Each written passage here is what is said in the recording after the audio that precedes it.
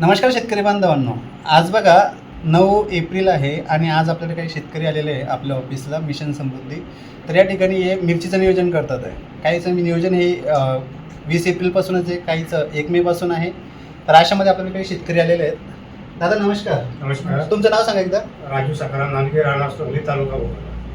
तुम्ही भोकरदन जिल्ह्यामधून आहे. दादा तुमचं नाव? धनराज आनंदा काळे, राहणार सोंगली, तालुका. तुम्ही एकाच गावचे? एकाच गाव. दादा तुमचं नाव? आणि सर्जरादोड राहणार पानवड तालुका सिल्लोड. पानवड सिल्लोडचे तुम्ही आहे. आणि तुम्ही? सुरंगलीचे. तुम्ही पण सुरंगलीचे. हो. नाव? रमेश रंगनाथ काळे. रमेश रंगनाथ काळे. हा. तुम्ही सुरंगली, तिघे जण तुम्ही सुरंगलीचे आहात, सुरंगली. भोकरदन जिल्ह्यामधून. हा. आणि तुम्ही सिल्लोड मधून. हे आबा आहेत, मागच्या 2 वर्षापासून आपल्या सोबत आहेत मिशन समृद्धी सोबत. मागच्या वर्षी यांनी अद्रकीसाठी मिरचीसाठी पण यांनी ट्रीटमेंट केलेली आहे आणि यावर्षी परत एकदा पहिल्यापासून मिरची लागवड करतात आहे. कसे अनुभव राहिले आबा मागच्या वर्षीचे? चांगल्या प्रकारे वाटले. तुमच्या संपर्कात आलो आणि प्लॉटमध्ये सुधारणा झाली आणि त्यावेळेस मी तुमचीच ट्रीटमेंट पूर्ण घ्यावं असा निर्धार केला. अच्छा. आणि आज मिरची लागवड करायची या आपली उद्देशाने मिरची कधी लागवड आहे आता? 1 मे 2026 1 मेला आपली मिरची लागवड आहे. दादा नमस्कार. नमस्कार. तुमचं नाव सांगा. सुनील सर्जरादोड राहणार पानवड बुद्रुक तालुका सिल्लोड जिल्हा सांगली. पानवड. तुम्ही आणि तुम्ही एकाच गावचे. नमस्कार साहेब. तुमचं नाव सतीश सांगा. ठाकरराव शिंदे, राहणार जांभळी, तालुका सिल्लोड. तुम्ही सिल्लोडचेच आहात. तुमची मिरची लागवड कधीची? 20 एप्रिल. बरं, तुम्ही सर्वजण इथपर्यंत आलात तर तुम्हाला सर्वांना एक प्रश्न असा होता, इथं आल्यानंतर खरोखर तुम्हाला जी मार्गदर्शनाची भूक होती ती पूर्ण झाली का? हो.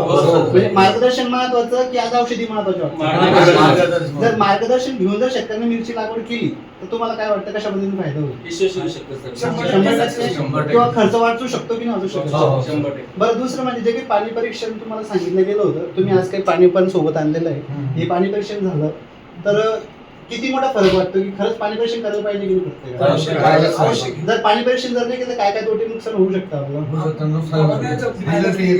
रिझल्ट बरेचसे काही नुकसान आपल्याला पाहायला मिळतात.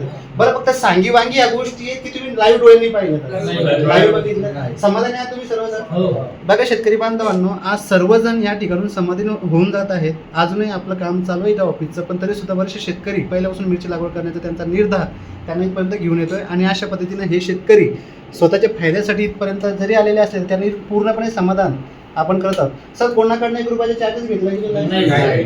इतकं आपण आता सकाळपासून बसल्यापासून चार्जेस घेतले नाही. बघा, कसल्याही प्रकारचा चार्जेस न घेता आपण शेतकऱ्यांना फ्री ऑफ कॉस्ट मार्गदर्शन करण्याचं काम हे मिशन समृद्धी अंतर्गत करत आहोत. सगळ्यांनी या ठिकाणी यावं, सगळ्यांचे जे काही प्रश्न असतील ते क्लिअर करूनच यावर्षी लागवड करायची आहे. सगळ्यांना ऑल द बेस्ट. धन्यवाद सर सर्वांना.